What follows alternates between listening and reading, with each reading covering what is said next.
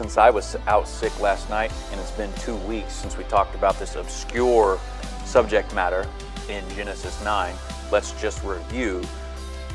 I want to just reread starting in verse 18 to the end of the chapter in verse 29, and I will kind of review as we go through. But let me actually start with, and my slides are no longer in order because I have what I had to break up in 2 weeks on 2 weeks ago and tonight on slides that are no longer in order for this review part. But let me start with this. The point of this story is that in a moment of Noah's drunken weakness, Ham, Noah's youngest son, seized the opportunity to try to exalt himself above his brothers, becoming the next essential patriarch and the most powerful person in the family, by dominating his father's wife, either his own mother or possibly his stepmother, as the text never actually calls Noah's wife their mother, so it is perfectly possible that this is a remarriage. And he births through this woman, regardless of who she is, Canaan, so that he can secure greater power and inheritance, or so he thinks. Today, we're actually going to start with, in detail in verse 24, but let's review 18 through 23. The sons of Noah who came out of the ark were Shem, Ham, and Japheth. Ham was the father of Canaan. See, he goes out of his way to say that, so this is important to his story. These were the three sons of Noah, and from them came the people who scattered over the whole earth. Now, let me just remind you, in Hebrew, the word that we translate earth is the same word as land. And because we looked at the fact that they think the world is a big flat disk, it's probably better to consider this across the whole land. So, in order to review these next few verses, I'm just going to read them based on what we talked about 2 weeks ago, instead of what the NIV explicitly translates. So, verse 20, picking it up. Noah, a man of the soil, or Adamah, earth, land, proceeded to plant a vineyard. When he drank some of its wine, he became drunk and lay uncovered inside his tent. Ham, the father of Canaan, saw his father's nakedness and told his two brothers outside. But Shem and Japheth took a garment and laid it across their shoulders. Then they walked backwards and covered their father's nakedness. Their faces were turned the other way so that they could not see their father's nakedness. Now, I read it that way because it's an idiom that we talked about for, although it could be Noah himself naked, it's an idiom for sexual activity with your father's wife, who is the woman, which is why a child comes out of this in verse 24. When Noah awoke from his wine and found out what his youngest son had done to him, he said, "Cursed be Canaan," Ham's son. I've deliberately added this for context. "Cursed be Canaan, the lowest of slaves will he be to his brothers." He also said, "Praise be to Yahweh, the God of Shem. May Canaan be the slave of Shem. May God extend Japheth's territory. May Japheth live in the tents of Shem. And may Canaan be the slave of Japheth." After the flood, Noah lived 350 years. Noah lived a total of 950 years, and then he died. So we've already been through a lot of this stuff already, connections to the Genesis creation passage and the recreation passage and stuff. So you can reflect back on that from 2 weeks ago. The author's going out of his way to mention that Ham is the father of Canaan because he's telecasting the purpose of this is to say that a sexual sin was committed and a child was born. And because we looked at this idiom for saw your father's nakedness 2 weeks ago, your father's nakedness is the nakedness of your mother or the nakedness of your stepmother. You know, your father's wife. Someone's wife is idiomatically described in Hebrew as uncovering his nakedness. He has sexual rights with her when you insult your father, when you uncover your mother's nakedness or have sex with your mother or stepmother. So that's the part of the uncleanliness point of Leviticus here, and these incestual sexual relationships that the text is forbidding. All of it there is euphemistic, polite terms for saying that Ham very possibly raped this woman. It doesn't explicitly say that, but he's seizing an opportunity when he sees his father too drunk to stop him. So it's very possible that this was a rape and not a consensual thing, but we do not know that for sure. Let's just keep going here.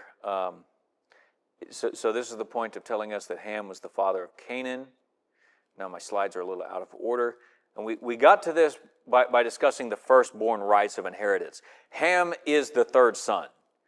Japheth is going to be the oldest son. It's going to tell us that in a different portion in Genesis 10. So we're not there yet. Spoilers, Japheth is the oldest, so that makes Shem the middle child. And we talked about the firstborn rights, where if you have 3 sons, your inheritance is split into 4 parts. And your firstborn gets 2 quarters, so that he could become the next patriarch of the family and use that second inheritance to take care of the extended family. You know, in the biblical time, there's no such thing as the nuclear family. That's kind of an invention of the 20th century, post-World War II, really, but it kind of existed before that, thanks to the Industrial Revolution. In biblical times, and pretty much all times up until the 20th century, late 19th century, turn of the 20th century, there's no such thing as the nuclear family. There's only the extended family. And because you didn't exist with just you, your spouse, and your immediate kids. You existed with your in-laws living very close, your parents living very close. There were no planes. You could not hop along. If you did not live close to your family, your expectation of survival went down dramatically. So you always had to have a community, and your first and foremost community was your family. So they structured the family with saying somebody has to be responsible for the family. The firstborn will take on the patriarchal role of guiding the extended family, so he will get a double inheritance, and he is required, I say required, he can squander it on himself, but socially, the requirement and the expectation, at least, is going to be you don't squander it on yourself, you invest it and use it for the good of the entire extended family. So really, he gets the same inheritance as his brothers and sisters, and he has to use the extra portion properly, or else he'll be considered, a fool, essentially. The family might rebel against him and just stop respecting him as a leader of their family. So the other thing that we looked at was that in ancient patriarchal cultures, the new ruler taking over, usually by force, from a previous king or leader through conquest, what you did was you conquered his women. You sleep with it if he has a harem. If he has a wife, you sleep with his wife. If you've ever read the Oedipus story, that's Oedipus Rex is very similar to this, because he doesn't know that when he's killing the king, he's killing his own father, and when he takes the king's wife as himself, or for himself, he doesn't realize he's marrying his mother, right? But that's actually just what you did. The spoils of war go to the victor. The spoils, if he had a harem or if he had any wives, typically would go to the next king in charge. And it's very animalistic. You got to mark your territory. And so we looked at the biblical examples of this. Reuben, Jacob's firstborn, sleeps with his consort Bilhah. And ironically, he loses his rights as firstborn. And each of Jacob's sons, 1 through 10, do something that disqualified them from being able to inherit the firstborn rights and lead the family. And so Joseph gets the firstborn rights, and so he gets 2 tribes, Manasseh and Ephraim. And the younger tribe, Ephraim, is going to be greater than Manasseh. And you see this when Jacob puts his hands across his shoulder and blesses them near his death. And instead of blessing Manasseh with the firstborn, he says, no, the younger is going to be greater. So it's the firstborn rights, the firstborn rights of inheritance, are not purely established in the sense that they have to go to the firstborn son. You can lose them And the father, as long as he's still alive and patriarch of the family, can pick any of his children to be his firstborn. When the Bible calls Israel God's firstborn, it doesn't mean it was the first nation under heaven, right? When David is considered the firstborn king, it's not a matter of he's the first king, because Saul predates him. He's not even the first bloodline of kingship. It means he has the place of prominence in the structure that's going to govern. And that's what the firstborn is. When the New Testament calls Jesus the firstborn of God, it's talking about stuff like, yes, he's the firstborn from the dead. He's the first to rise from the dead. But what it really means is he has all the rights of inheritance. Everything in heaven and earth is given to him. He then doles it out to the rest of us. But it's all his to give. God has turned it over entirely to him. So, back to this point of the story. Now, any questions about that on review from 2 weeks ago before we dive into the last few verses here in chapter 9? All right. Now, did you notice at all this semester when we were talking about Noah that Noah has not said a word in the Bible? Up until verse 24, Noah hasn't actually spoken. He has no lines in the biblical story except for what we are talking about tonight. The portrait kinda is, although it would be an oversimplification to narrow it down to just this, that he's a man of action. He doesn't spend a whole lot of time talking or contemplating. God speaks, he listens, and then goes and does what God has spoken. So the story is he defers to God. He lets God speak. And so you don't see him speaking before the flood, during the flood, or even after the flood. He just builds the altar, sacrifices on it, and then God speaks some more and makes the covenant of recreation promises. So up until verse 24, he hasn't actually spoken. So I want to go back and just read verse 24 now that he finally speaks. When Noah awoke from his wine and found out what his youngest son had done, he said, okay, verse 25 is when he finally speaks, "Cursed be Cain, the lowest of slaves will he be to his brothers. Praise be to Yahweh, the God of Shem. May Canaan be the slave of Shem. May God extend Japheth's territory. May Japheth live in the tents of Shem. And may Canaan be the slave of Japheth." So that's it. That's all he has actually said in the entire Bible. He has no more speaking lines. He is kind of a supporting character in his own narratives, in the sense that he just doesn't talk. He's not the main guy. God is the main character in the flood stories. From before the flood, during, and after the flood, Noah is secondary to God's activity. He is the human agent who says, "Yes, sir," and goes out and does what the king tells him. And in that sense, he's very, very much like a type of Christ. So, a couple of quick basic notes here. You don't need to read verse 24 as happening like the next day after Ham sexually assaulted his mother or stepmother. When it says, when Noah awoke from his wine, you could, the idea is after Noah sobered up and realized the circumstances of Cain's birth, which could and likely would have been months after the actual night that it happened. So, verse 24 is condensing a long period of time that happened after the events leading up to verse 23. Ham sins, and it's like his father wakes up, hears about it, realizes what his son did, realizes his wife is pregnant with his grandchild, and that's Canaan. I mean, all of this is being put together, and the narrative is condensing it very much so that his only words in the entire Bible are the response to Ham's actions. Cursed be, that should be, not by.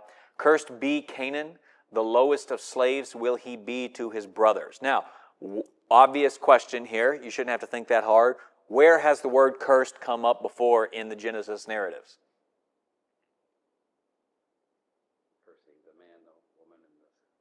Good. It's Genesis 3 language.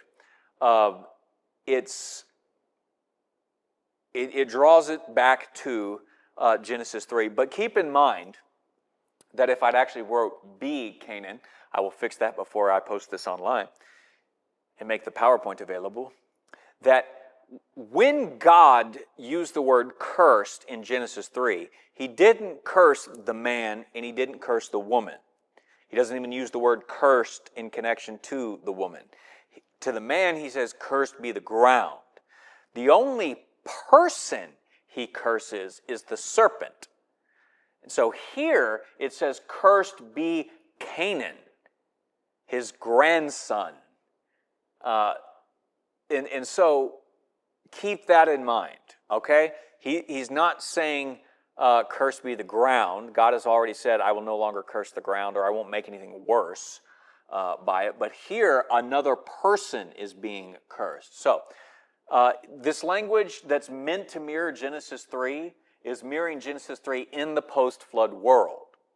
So, it's trying to tell us that once again, there is continuity between the way things were in the Genesis 3 before the flood, and yet after the flood, some kind of thing is meant to keep going. And that thing is that the fight between the serpent and the seed is still ongoing. We're reading these narratives, we're tracing the seed all the way through this, and we've come to the flood, we've come to the recreation, and we can ask ourselves, okay, was Noah the seed? And in a very real way, yeah, he is the seed in the sense that he brings comfort to God. We talked about that when he sacrifices the animals. He saves the world, essentially. He is the world's first savior in a very real sense. This is another reason why he's a type of Christ, because if it were not for Noah, a righteous man in this age, humanity might not have made it. So, all of that to ask the question, did Noah solve the fight between the serpent and humankind? And the answer to that is no. The flood, the recreation, all of this through Noah did not solve that problem in an ultimate, finalized sense. Noah was not the final seed. He's a seed, as will Abraham, Isaac, Jacob, and all the 12 patriarchs of the 12 tribes be. But we should still be looking for another seed to come from Noah's bloodline. And so the question becomes, which bloodline? Because he has 3 sons. That's 3 potential bloodlines that we could track. Now, I think the obvious part of this is to suggest it ain't going to be Ham, right? Because that's what this story is doing. The cursed language is trying to connect Ham through Canaan to being on the celestial serpent's side. His actions put him in line with the serpent, his kingdom, his will. So Ham and his bloodline, because Canaan is I think, his firstborn son, as far as the story is concerned, he's treated like the firstborn son. Canaan means that Ham's bloodline is disqualified from being the bloodline of the seed. That's the point. The flooding and the recreation of the world was not the final solution to the ongoing fight. Noah did not bring comfort to the world in that way. We should be expecting somebody else to come in the future, and we shouldn't expect it to come through Ham. So we're asking the question, is it going to come through Shem, or is it going to come through Japheth? That's the question. Both have honorably served their parents in verse 23. They put that blanket over their mother or stepmother, and possibly Noah is there drunk, passed out next to them. Like it is gruesome how far you can press this picture. Like Noah went in drunkenly to have sex with his wife, passed out, and that's when Ham sees the opportunity, and with his father just passed out drunk in the room, seems to have done this deed. All of that language is there, makes that perfectly possible. Whether Noah was there or not, what Shem and Japheth both do honor Noah in not sexually objectifying their mother or stepmother, but living as if Noah has exclusive rights to this woman's nakedness. So they don't see it. In fact, they cover it and make sure that they can't see it. So they're both going to be honored, but only one can be the bloodline of the seed. Only one can receive the firstborn authority, which Ham was after. Shem, in verse 26, is given dominion over Ham through Canaan. Japheth is given dominion over Ham through Canaan. But he also is said to live in the tents of Shem, suggesting that Shem, the middle son, will also be over Japheth in some way. It also hints at what's later just going to become explicit in Genesis. The seed bloodline is to be passed on through Shem, and which is why after the Table of Nations, you get the bloodline of Shem in Genesis 11 leading directly to the Tower of Babel, and through the Tower of Babel straight down to Abraham. So Shem is the seed. Shem is the bloodline that we're now going to trace down through to Abraham, and from Abraham through Abraham's many sons. Because although he's childless in the beginning, Ishmael is finally born, but Ishmael is rejected, and Isaac is promised before he's ever born. And so we come to Isaac's bloodline, and then Abraham has plenty of more sons after he remarries when Sarah dies. And Isaac has 2 sons, Esau and Jacob. And over and over and over again, I want to draw your attention to a few things here. First off, there's a basic idea all throughout the Bible that those who try to exalt themselves are humbled. Those who try to put themselves above other people get cast down. So this is a part of why Ham is on the serpent's side. The serpent tried to exalt himself. The serpent tried to see these little bipedal human things killed and tried to use God to do it because God said if they ate of this fruit, they would die. And so the serpent tries to put humans to death. And in trying to exalt himself in his own will against the will of God, the serpent is cast down and made the lowest creatures on earth. Instead of lifting himself up, he gets cast down. And so what you see in this connection to Ham being on the serpent's side is if, like the serpent, you try to exalt yourself, you're going to be cast down.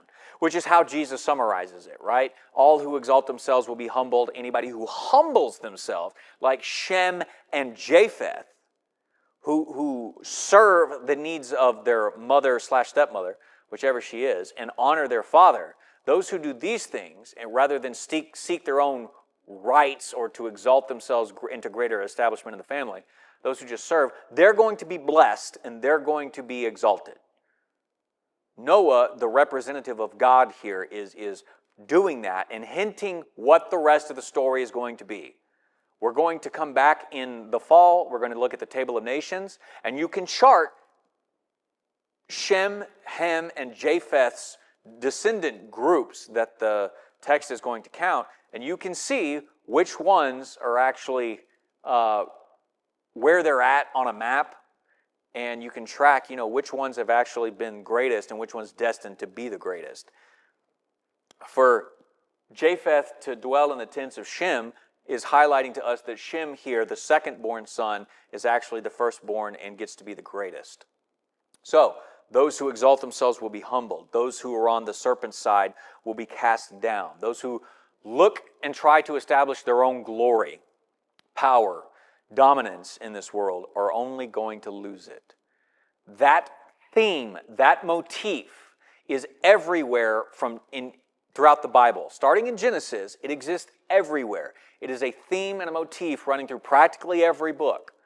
Moses cannot go into the Promised Land because in a stupid moment of his own frustration, he talked way more of himself and how he gave people water instead of exalting God as the one who gives the water. So God says, "You insulted me in front of the people. You cannot go into the Promised Land." Jesus isn't making stuff up. Jesus is not teaching new theology. Jesus is teaching a theology that is everywhere in the Old Testament. And every word that Jesus says is Old Testament teachings if you know how to read your Old Testament. And it's all in seed form here in Genesis. Yes, pun intended. Because if you don't intend your puns, you're weak. Okay, so we're going to continue tracking the seed. Couple of final notes on Noah. Verse 28, Noah lived another 350 years and then he died. You know, this language here, it's very precise language. It's the exact same language of Genesis 5 and the genealogies of Adam's line that led to Noah. Genesis 5 is moving from Noah through the bloodline of Cain, Abel, and Seth. Seth's bloodline, look, I have it written right there. I could have read it. Via Seth, it moves through all of Seth's descendants, and 10 of them anyways. And then it focuses on Noah, but it concludes Noah's story here by going back to the same narrative things it said before. And so it's connecting chapters 5 through 9 together as a single unit of storytelling. But it's also reminding us of the same pre-flood realities from that time. Humanity is still cut off from the tree of life in the garden of God. And so even the righteous, like Noah, eventually die.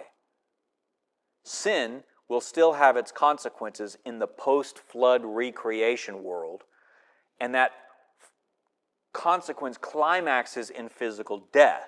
So we should expect the story to keep going, and we ought to continue looking for a promised seed, the seed of Genesis 3:15, and we should be looking for it in the new firstborn line of this is supposed to say Shem. This is not supposed to say Seth. The new firstborn line is Shem, not Seth. Okay, I see those typos. Steph, I don't even need the notes. I see them.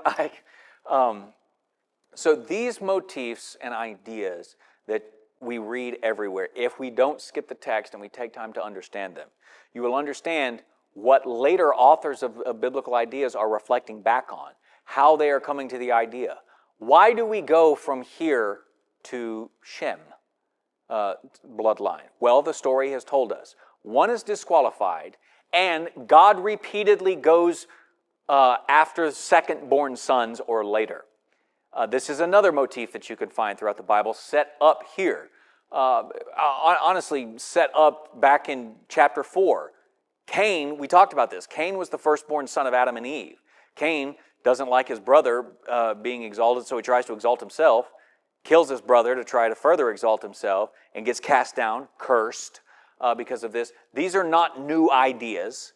So Cain disqualifies himself, shows himself to be on the serpent's side in the pre-flood world, and the at least third-born son of Adam and Eve, Seth, is the firstborn son, inheriting the bloodline promises until we get down to Noah. And of Noah's 3 sons, we get not the firstborn, Japheth, not the lastborn, Ham, because he disqualifies himself. So God goes for the second, middle child, right? And that will also be something that comes up over and over again.